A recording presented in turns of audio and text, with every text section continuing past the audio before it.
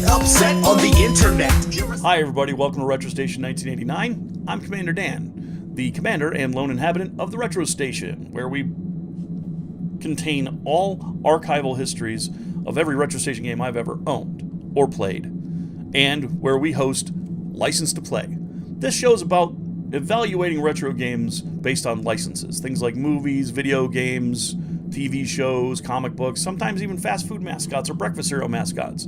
Folks, if it was a licensed property and it had a retro video game, we will evaluate it. For my sponsors, the High Masters over at Planet X. With me, of course, is Margot, our station's AI, Cambot Jr., who's doing his job right now, and Splat, who I haven't seen in a while, but he's also a member of our crew. I've decided to be nicer to him. That's going to be my Halloween Horror Month promise. To be nicer to Splat. He's been a little rambunctious lately, but for now, nice to Splat. Okay. That being said, this week is week 3 of our Halloween Horror Month. That's right. We're talking about games with spook-filled content or scary stuff themes about them. That's right. This month we're all about the scariest stuff on Earth today. That's right. We're evaluating a title, okay? That's not necessarily one you'd imagine that I would review. Because, since I admitted that my favorite game on the NES is Dr. Jekyll and Mr. Hyde, which is an actual fact. But this property we're talking about today is tied with Ninja Gaiden as my second favorite game on the system. No joke. Now, what would Halloween be without vampires, ghosts, werewolves, Black Lagoon creatures, carnivorous plants? Pretty dang boring, that's what. Cambot Jr., let's dive in. It's 1989. The NES is on the cusp of being dealt a mighty blow from Sega with the release of the Genesis. But at that time, Nintendo had a chokehold on the video game industry. Their seal of quality and internal controls on the marketplace, things like only creating 2 titles a year for the system, only buying cartridges from Nintendo to make games. We talked about it before, and believe me, Norm, the gaming historian, does a great overview on how insane all this was in his Blockbuster vs. Nintendo episode. I'll link it down below. The years prior, from 85 to 89, the Nintendo had horror-themed titles. Jaws, Friday the 13th, Maniac Mansion, Fester's Quest, and Dr. Chaos, from all the third-party support, including Castlevania. But only one was a mysterious mystery prior to being released. Nintendo's quality controls and their censorship of certain kinds of content forced game designers and producers to either keep to arcade ports or fluffy bunnies and kittens and cherubs and titles based on Mickey Mouse. But only one had everything a guy like me, a horror fan, a Universal Monsters fan, would want in a video game. Today, we're talking about this bad boy for the Nintendo Entertainment System, Monster Party by Bandai. Now, I hear you already. Wait, Commander Dan, Monster Party's not a licensed title. It's not even officially a Universal game. Yeah, you're right. Gold star, high five. Makes you feel good and special, then you're right. So right on the internet. Doesn't it feel good? But the reason why I'm reviewing this is because it should have had a license, damn it. And I'm allowed to do that. Because I'm the commander. Or commandar, as my Planet X sponsors have told me, so whatever, in your face. Not in your face, but still. In your face. So, let's dive deep into the mysterious origins of Bandai's Monster Party for the Nintendo Entertainment System. I've said it before, but most of the time when talking about NES games, I try to go in on how it compares with a version released in Japan first. But oddly enough, this title never released in Japan. In the middle of the 2000s, a prototype was said to exist. Screenshots began circulating the net of a Famicom version called Parody World Monster Party. Since it was never released in Japan, some thought the pics were faked. And believe me, Nintendo Age and their boards were on fire with flame wars about the reality of the cart's existence. Much like this game. You ever seen this thing? It's called Bioforce Ape. And yes, you did just see a man ape just powerbomb a dude dressed like a bee. And it's the damnedest game I've ever seen. Look at this thing. Created by Sita. It's nuts. It was created in 1991, and you're literally a monkey whose family is kidnapped, and the monkey is punted away by an evil scientist. The monkey drinks his secret potion that he had in his loincloth, and then insta-evolves into the Bioforce Ape. Monkey goes on an apeshit rampage, where you fight a guy who's part bee, like I showed you. and has some of the fastest motion and crisp animation you've ever seen on the NES.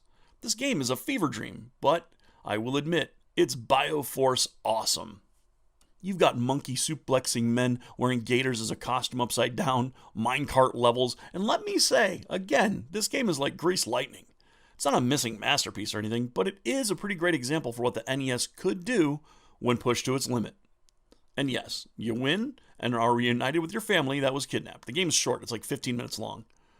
But we weren't talking about that. We were talking about Monster Party. The development of the game was much like any other, except that in Japan, the game was much more dark and spooky, and graphically complex. The title screen was covered in blood, and the enemies more horrific and closer to their copywritten counterparts than here in the States. The first boss was originally Audrey 2, basically, the carnivorous plant from Little Shop of Horrors, but the designers covered the speaker and microphone on that level with black squares and changed the design to look like a pitcher plant instead, even though the cover, as you can see here, still has Audrey 2 on it. Suddenly, the online community had a mission. Once they'd revealed that those pixels were there underneath those black squares, they decided they were going to restore the original version of the game if it existed in the source code. And so, in 2013, the restoration project concluded. And take a look at this stuff. The floating pumpkin head, originally an ape from the 60s movie Planet of the Apes. The giant cat, one of the gremlins from Gremlins. And the Grim Reaper? Nuh-uh-uh. It's the xenomorph from Aliens. This game was chock full of licensed material to begin with, but unfortunately couldn't come to America with it intact. So the game was changed not to be challenged over IP. The fans of this game, and there are many, fought over the prototype when it came out for sale, and the top bidder taking it home in Japan paid 483,000 yen, or about $6,000. And you'll see why in this evaluation. Alright, like I said, today we're talking turkey about a game you may have missed, and I can't imagine why. Monster Party for the Nintendo by Bandai may not have a license over here in the US, but just look at this cover. I mean, we got Dracula, Medusa, and that is 1,000,000,000% the creature from the Black Lagoon on there.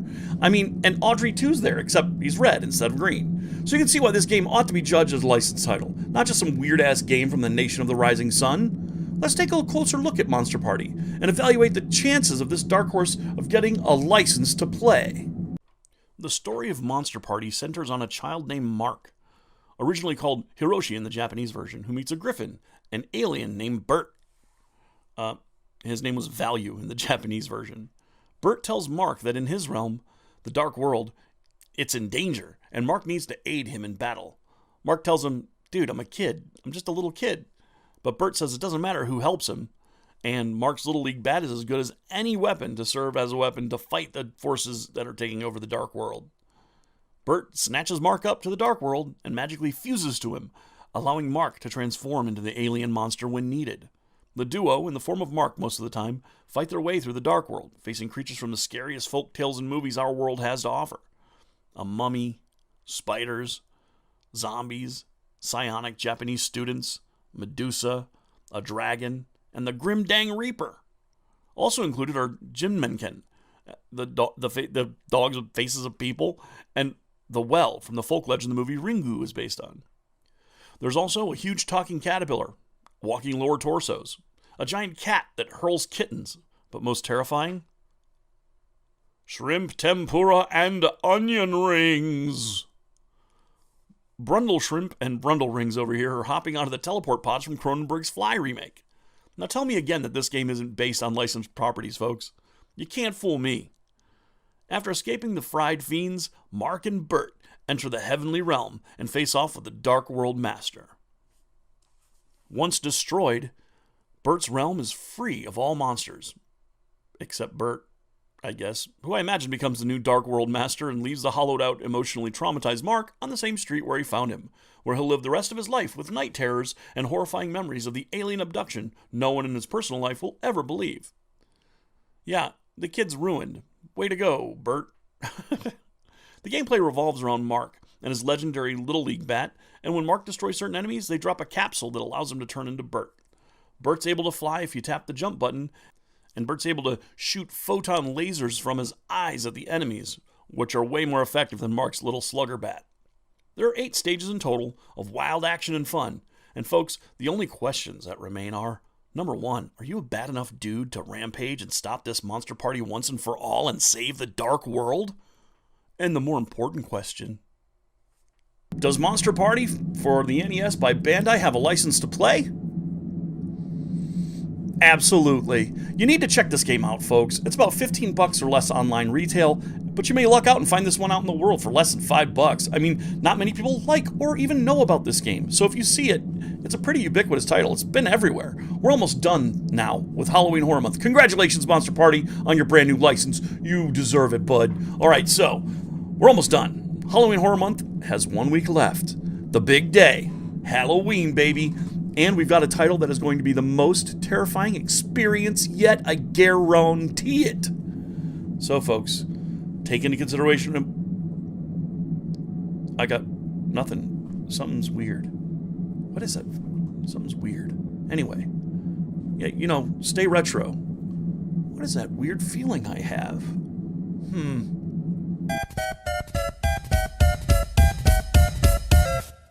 Get upset on the internet. You're a salt adult. You're a salt adult. Get upset on the internet. You're a salt adult. Throwing out a hissy fit, your views ain't in the millions, and every up and comer is a threat to what you're dealing in. Instead of getting better, you just spout up on your Facebook, crying on your Twitter bit about how bad your case look. In case you didn't get it yet, allow me to rephrase it. You cry more than my 4-year-old, I'm actually amazed. Like you couldn't even see the forest for the trees. The writing's on the wall, literally that a seed. How you getting salt that a culture blowing up, man? I think there was a point where you stopped growing up, man. Instead of showing up, man, irrationally mad. Don't appropriate impression like the latest fashion fad. It isn't cool or funny to be acting like an edgelord. You alienate friends, push them closer to the edge more.